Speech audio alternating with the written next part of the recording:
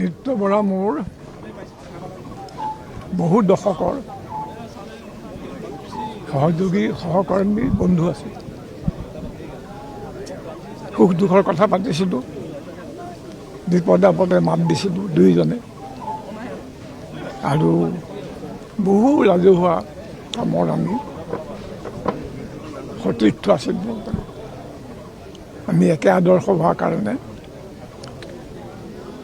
তেওঁ বিশেষকৈ প্ৰতিকূল পৰিস্থিতিত মানে যেতিয়া পৰিৱেশ ভালে থাকে সকলোৱে এটা আদৰ্শ মুকলিকৈ অনুসৰণ কৰে। প্ৰতিকূল পৰিস্থিতিতে মানে প্ৰমাণ ওলায় মানুহজনৰ আদৰ্শ নিষ্ঠা কিমান। নৃত্য বৰাই মই দেখিছিলোঁ অত্যন্ত প্ৰতিকূল পৰিস্থিতিটো মানে সেইবোৰ গণিতা নকৰি আৰু কেতিয়াবা নিজৰ পৰিয়াল নিজৰ জীৱনলৈ ভাবুকি অহা স্বত্বেও সেই আদৰ্শ তেওঁ অনুসৰণ কৰিছোঁ। সেইকাৰণে তেওঁ মোৰ বৰ প্ৰিয় আছে, মোৰ শ্ৰদ্ধাভাজন আছে। আৰু তেওঁৰ দেখা মেলা, তেওঁৰ অন্যান্য সাংগঠনিক কাম এইবোৰ বিষয়ে মই ইতিমধ্যে দেখিছোঁ। এইবিলাক বিষয়ে আমাৰ বেছি কোৱাৰ প্ৰয়োজন নাই।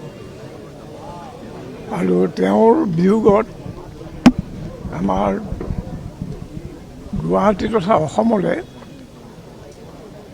বামপন্থী আৰু গণতান্ত্ৰিক যিটো চিন্তা আৰু তোমাৰ কাৰ্যকলাপ তাৰ এটা ধৰণী হেৰুৱাৰ নিচিনা হৈছে। তো মই এইটোৱে আশা কৰোঁ যে নৱপ্ৰজন্মই তেওঁৰ আদৰ্শ অনুসৰণ কৰক, অস্থিৰ আৰু আদৰ্শহীন অৱস্থাত নাথাকি এই জাতিটোৰ সমাজৰ উন্নতিৰ কাৰণে কাম কৰক। আৰু নৃত্য বৰা তেওঁলোকৰ এজন সন্মুখত এজন মানে এটা উদাহৰণ হৈ থাকক। ধন্যবাদ।